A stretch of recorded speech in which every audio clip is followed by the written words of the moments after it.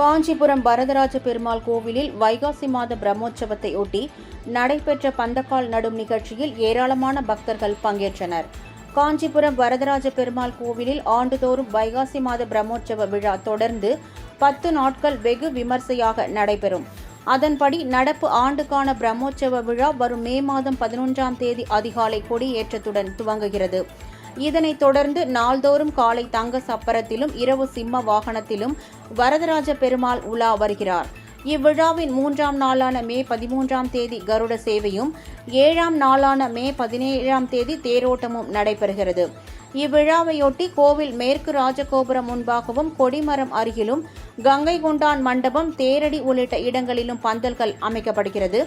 இதையொட்டி பந்தக்கால் நடும் விழா இன்று நடைபெற்றது. அப்போது கோவில் கொடிமரம் அருகே நடப்பட்ட பந்தக்காலுக்கு சிறப்பு அபிஷேகம் மற்றும் தீபாராதனை நடைபெற்றது. இதில் ஏராளமான பக்தர்கள் பங்கேற்றனர்.